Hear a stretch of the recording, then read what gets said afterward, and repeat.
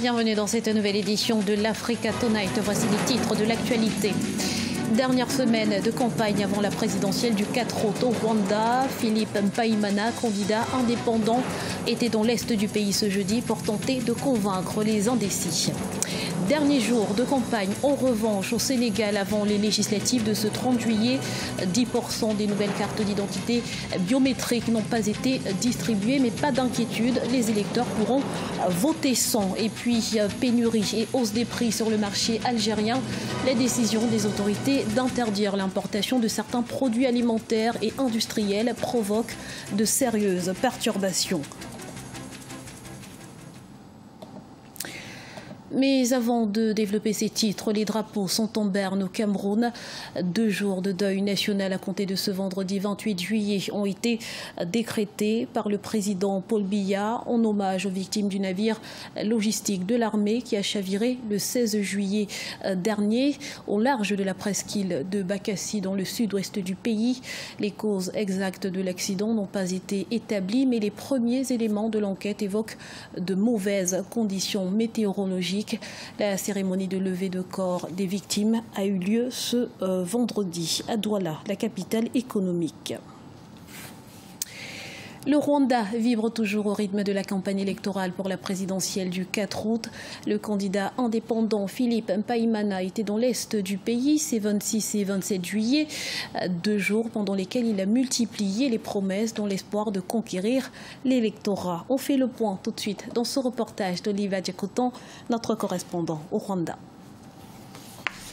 C'est à Masaka, à une quinzaine de kilomètres de Kigali, que l'indépendant Philippe Mpayimana a clôturé sa tournée électorale dans l'est du Rwanda.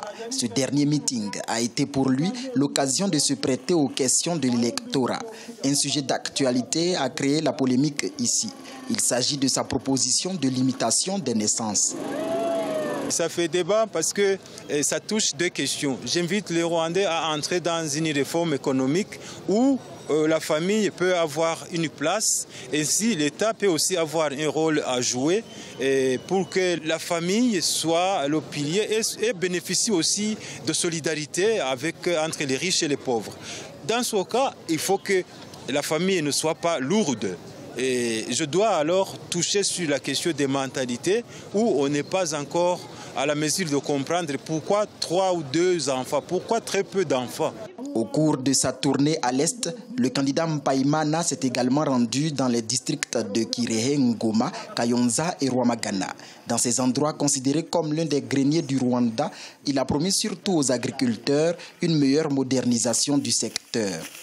Il y a mettre l'accent sur l'eau et maximiser les politiques d'adduction d'eau et surtout les nouvelles méthodes d'attraction d'eau des rivières et essayer d'irriguer davantage les champs.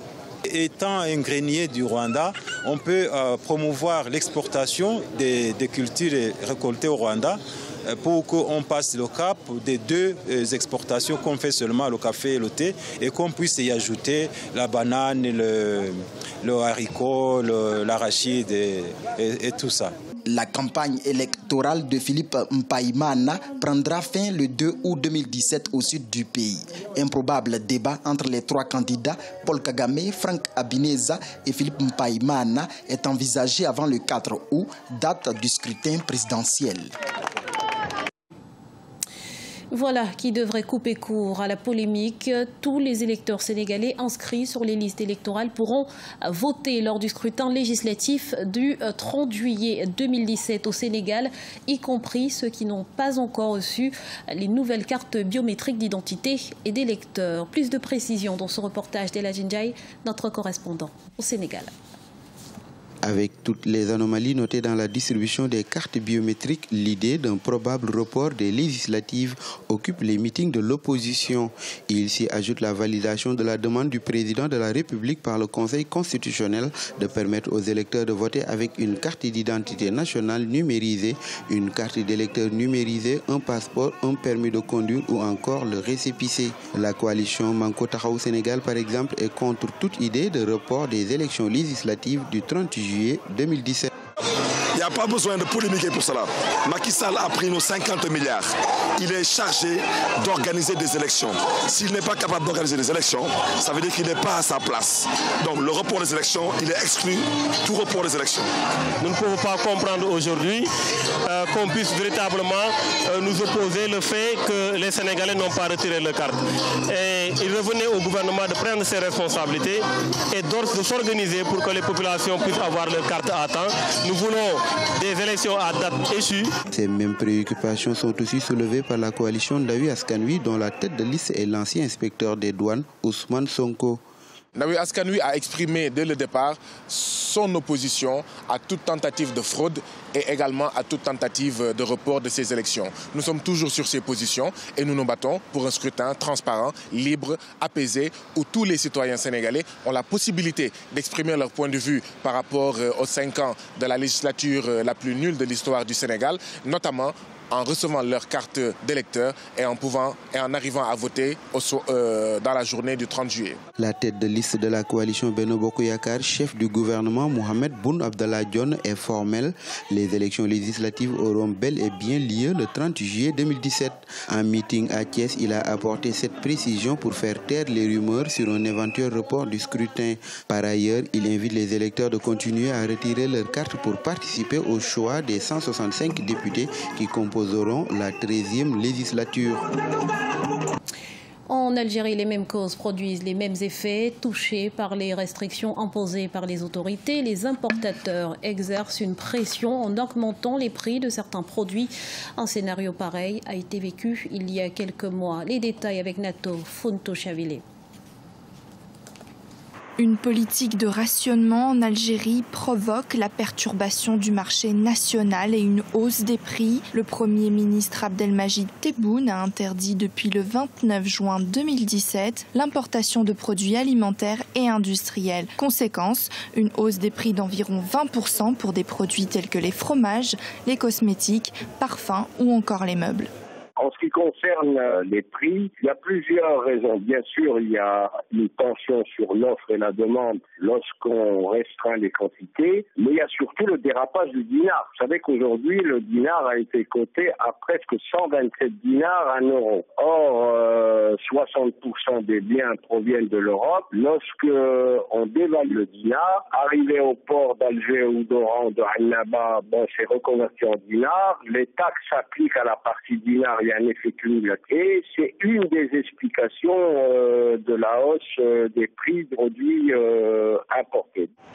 Dans cette note du 29 juin 2017 adressée à l'Association professionnelle des banques et établissements financiers, le Premier ministre a ordonné à ne plus domicilier des produits ou des préparations alimentaires. Une mesure mise en application depuis le 4 juillet après la suspension de domiciliation des importations de ces produits. Qu'on appelle les produits de première nécessité ne sont pas concernés par ces mesures. Je crois que c'est dans ce sens qu'il parlait. Bon, maintenant, je pense que, par exemple, il y a eu une petite erreur qui a été commise dans les licences d'importation pour les dérivés des entrants des produits alimentaires. L'autre conséquence de cette mesure gouvernementale, le blocage de dizaines de conteneurs au port d'Alger, d'Annaba, d'Oran et de Skikda. La transaction et les démarches pour l'achat de ces marchandises avaient été effectuées avant la publication de cette note. L'Association nationale des commerçants et artisans demande une solution et l'étude des dossiers de ces opérateurs au cas par cas. Les voyants sont au vert à la CNPS, Caisse nationale de prévoyance sociale en Côte d'Ivoire. L'organisme en charge des retraites du secteur privé a en effet engrangé un excédent de plus de 70 milliards de francs CFA au titre de l'année 2016. Une performance qui traduit de l'efficacité des réformes entreprises ces derniers mois. Et pour en parler, nous recevons sur ce plateau M. Charles Kwasi, le directeur général de la structure. Bonsoir et merci d'avoir accepté notre invitation. Alors, depuis votre arrivée à la tête de la CNPS en 2013, les indicateurs sont au vert. Aujourd'hui, la structure apparaît comme un exemple en matière de protection sociale. Quelle est finalement la clé de ce succès? C'est que pendant les périodes de crise, c'est-à-dire au milieu des années 2000, on avait constaté déjà des déficits. Et donc, autour de 2007-2008, nous avons entrepris une réforme importante. Nous avons mené des études. Et c'est le fruit de ces réformes qui ont été présentées en 2012. Quels sont les principaux points de cette réforme, justement? Les principaux points de la réforme de 2012, c'est d'abord l'âge de la retraite qui est passé de 55 ans à 60 ans et le taux de cotisation qui est passé de 8 à 12% et l'année suivante à 14%. C'était une réforme volontariste parce qu'elle se projetait sur un équilibre de 25 ans. Ouais, et ça, c'est rare en ce moment qu'un pays ait le courage de faire une réforme avec un horizon de 25 ans. Et dans cette réforme qui a été mise en place donc, en 2012, a permis, fin 2016, avec les excédents cumulés, nous avons commencé en 2012 avec déjà un excédent de 8 milliards de francs CFA, pendant que 2011 avait connu un déficit de 30 milliards de francs CFA. Donc le déficit cumulé de 2005 à 2011 était de 198 milliards, c'est-à-dire l'équivalent de 300 millions d'euros.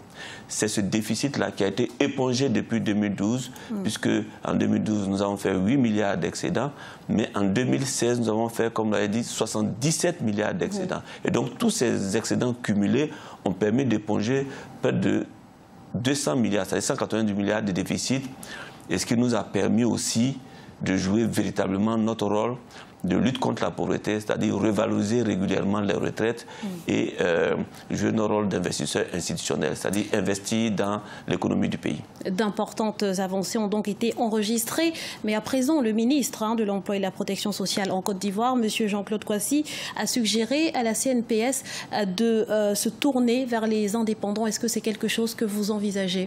Ah oui, les indépendants, c'est le projet phare, puisque nous avons consolidé le régime actuel des travailleurs salariés, comme je vous ai expliqué avec les excédents, avec les revalorisations, 8% de revalorisation en 2014 et 5% en 2016, 2 revalorisations en l'espace de 2 ans, c'est important. Donc, au fort de cette consolidation, nous avons mené les études pour étendre la protection sociale à tous ceux qui n'en ont pas, c'est-à-dire les travailleurs indépendants. Ils sont évalués entre 8 millions et 10 millions de personnes. Et à ce jour, nous avons fini tous les textes que nous avons soumis effectivement à notre ministre des tutelles, qui se chargera de présenter ça au gouvernement, qui à son tour va présenter les projets à l'Assemblée nationale pour que dès 2018 ou bien d'ici la fin de 2017, nous ayons créé le régime des travailleurs indépendants pour couvrir une large partie de la population. Alors très rapidement, Monsieur Kouassi, que fait la CNPS de ces excédents enregistrés? Alors nous faisons des investissements dans tous les secteurs d'activité, des secteurs stratégiques comme l'énergie et l'eau. Nous avons investi dans Euranov, nous investissons dans les banques. Nous sommes le deuxième grand actionnaire de NCA Bank, BIAO. Et bientôt, nous allons rentrer dans l'actionnariat de EcoBank, qui est une structure que vous connaissez bien. Nous sommes aussi dans le private equity. Et nous sommes investisseurs dans Amétis, que vous connaissez. C'est un fonds d'investissement, vous connaissez bien, un fonds d'investissement. Afrique Invest aussi, qui est un autre gros fonds d'investissement dans lequel vous trouvez certaines structures dignes de respect comme BPI France, Propaco, Société Générale. Donc vraiment des partenaires très importants qui nous permettent, à travers ces investissements, de toucher les PME et plusieurs secteurs d'activité. Merci infiniment, Monsieur Kouassi, d'avoir répondu à nos questions. Je rappelle donc que vous êtes le directeur général de la CNPS, Caisse nationale de prévoyance sociale en Côte d'Ivoire. Merci à vous. Et merci à vous, chers téléspectateurs, de nous avoir suivis. Restez sur Africa 24 dans quelques instants, le journal de la rédaction.